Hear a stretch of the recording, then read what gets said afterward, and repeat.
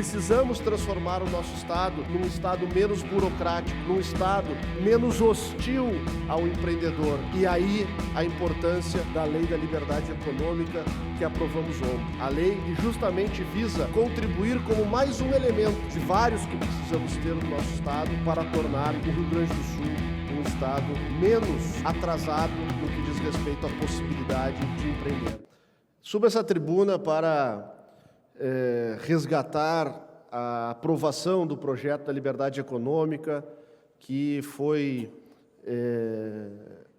realizada ontem por esse plenário. Inicialmente, eu gostaria de fazer um registro especial ao relator do projeto na Comissão de Constituição e Justiça, deputado Sérgio Turra, que foi um colega incansável no entendimento dos benefícios que esse projeto traz para o nosso Estado e com seu trabalho, a sua presteza, contribuiu efetivamente para que pudéssemos aperfeiçoar o texto e garantir a sua constitucionalidade. Gostaria também de agradecer a todos os colegas, aos 35 colegas que tiveram a sensibilidade de entender a importância desse projeto e registrar o seu voto favorável, para que nós pudéssemos, e a Assembleia Legislativa pudesse, transformar o Rio Grande do Sul no primeiro Estado da Federação a ter uma lei de liberdade econômica aprovada. E essa é uma reflexão importante de fazer, porque nós vivemos num momento de uma crise fiscal absoluta. O Estado do Rio Grande do Sul optou, ao longo da sua história recente, em empurrar o seu problema com a barriga, e empurrar o seu problema fiscal para frente. E aí, se formos relembrar, governos usaram do expediente de empréstimos para outros fins, para pagar folha de pagamento, sem fazer as devidas reformas. Outros, sem recursos dessa possibilidade de empréstimos, usaram o Caixa Único para pagar os salários e não fazer as reformas estruturais que precisavam ser feitas para conter as nossas despesas e ajustar a estrutura do nosso Estado. Se foi o dinheiro do Caixa Único, o governo seguinte demanda os recursos dos depósitos judiciais para honrar a folha de pagamento, sem fazer as reformas estruturantes que esse Estado precisa. Até o momento em que toda e qualquer fonte de recurso se esgotou e o Estado praticamente faliu. E esta é a realidade que nós temos hoje. E quando se tem uma realidade desta natureza, desta gravidade, nós temos que agir em duas frentes. Nós precisamos controlar e fazer o ajuste fiscal para que tenhamos controle sobre a despesa atual e sobre as futuras despesas, e precisamos trabalhar para aumentar a receita do Estado para que possamos resgatar o equilíbrio. É assim que nós fizemos em nossos lares.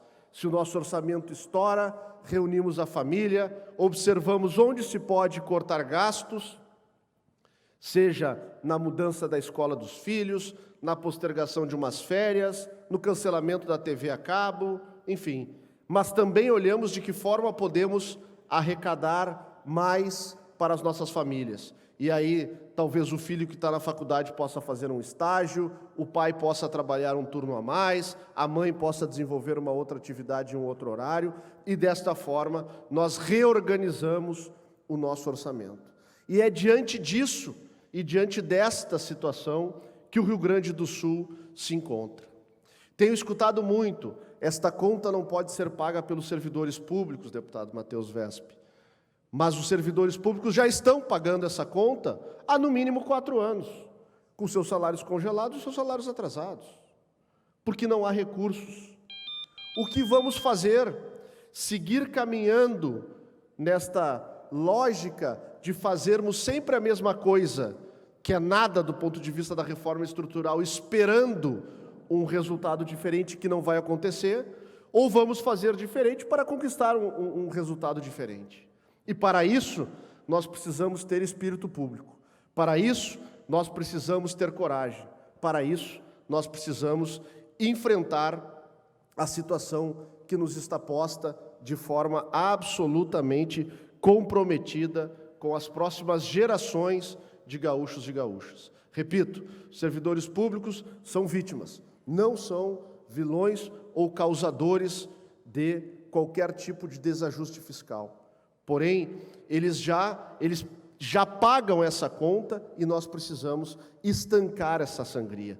E para isto, o Rio Grande do Sul tem pressa, a sociedade gaúcha tem pressa, o servidor público que consegue olhar isto sem o olhar sindicalizado ou ideologizado tem pressa. E por isso que esta casa precisa votar ainda neste ano as reformas tão importantes para a busca do reequilíbrio das contas públicas do nosso Estado. De que adianta oferecer promessas impagáveis e iludir os servidores para que ali na frente nós não tenhamos mais 45 dias de atraso de salário, 30 dias e sim 6 meses ou um ano? Para concluir, presidente, solicito o tempo de liderança da bancada dos democratas. Concedido, deputado. Então nós precisamos enfrentar essa discussão de forma muito responsável e de forma desapaixonada.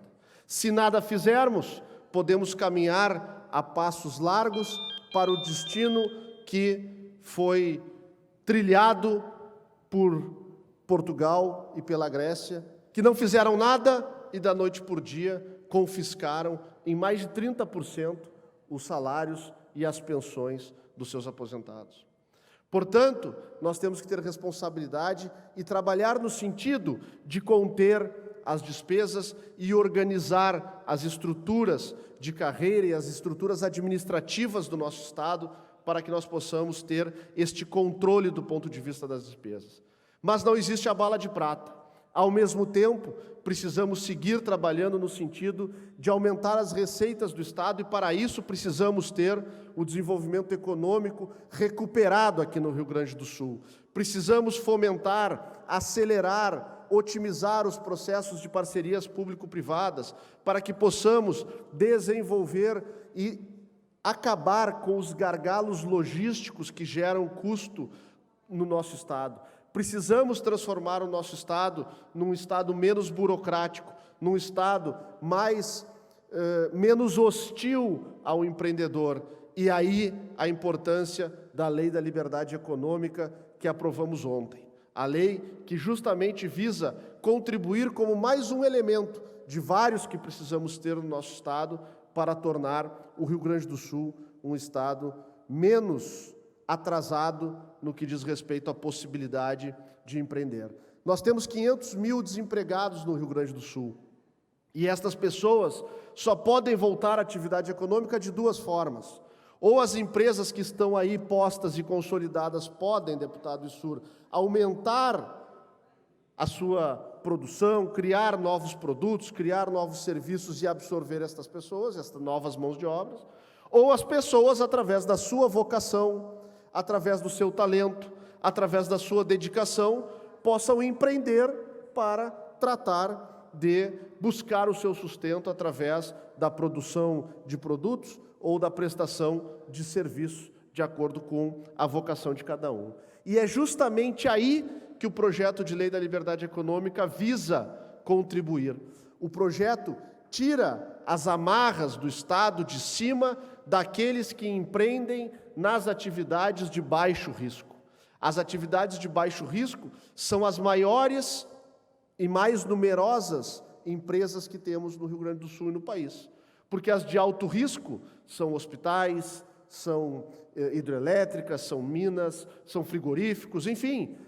Agora, comércio, prestação de serviço de forma que nós vemos nas nossas áreas comerciais, comércio de vestuário, papelaria, prestação de serviços de baixo risco, isso é a maioria e é onde está a força de possibilidade de emprego e de renda. E é justamente sobre estes estabelecimentos, estas atividades comerciais, que a lei visa objetivamente desafogar. E aí me recorro ao exemplo do município de Esteio, que é o primeiro município no país a ter esta lei regulamentada, que no seu primeiro mês de funcionamento trouxe um aumento de 30% do registro de empresas na cidade. Coincidência? Não. Criação de um número novo, impactante de empresas? Também. Mas também há a mensuração de atividades e de empreendedores que já estavam trabalhando na informalidade, porque não conseguiam migrar para um sistema de formalidade com o poder público,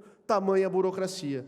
E quando o empreendedor formaliza o seu negócio, ele pode tranquilamente buscar expandir o seu negócio, acessar linhas de créditos para daqui a um pouco comprar um equipamento e poder prosperar, e também passa a aferir e pagar os seus impostos, e aí a máquina pública passa a aumentar a sua receita e ajudar do ponto de vista da busca do equilíbrio com o aumento da receita. Portanto, senhoras deputadas e senhores deputados, este é o objetivo do projeto que aprovamos hoje, um dos aspectos que ontem, o projeto aprovado ontem, um dos aspectos que entendo que possa ser importante nesse processo de reconstrução do Estado, que efetivamente passa pela atividade empreendedora. Então, reafirmar aqui a nossa determinação em seguir construindo os caminhos para que possamos organizar a estrutura do nosso Estado e que possamos ter o controle do gasto público e que possamos trabalhar incessantemente pelo desenvolvimento econômico do nosso Estado, que passa pela força de trabalho e pela vocação empreendedora do povo gaúcho. O Estado não pode mais atrapalhar o empreendedor, o Estado não pode mais sufocar o empreendedor, o Estado tem que permitir que o desenvolvimento econômico prospere na nossa terra, pois a partir disso o Estado passará a ter condições de reinvestir naquilo que é importante, pois aí o Estado terá condições de reinvestir na valorização das carreiras, de aumentar os salários, de repor a inflação, de melhorar a situação das categorias. Sem este entendimento, não há mágica, não há como buscar falsas expectativas, pois foram estas falsas expectativas plantadas na nossa sociedade que nos trouxeram a esta situação calamitosa. A discussão é dura, a discussão é séria, mas não nos faltará coragem para enfrentar isto em nome com compromisso com as próximas gerações, mas também não nos faltará sensibilidade para que possamos construir aqui nesta casa, com a autonomia e independência do Parlamento, o melhor texto possível que contemple a todos os gaúchos e principalmente as futuras gerações. Muito obrigado, senhor presidente, pelo espaço.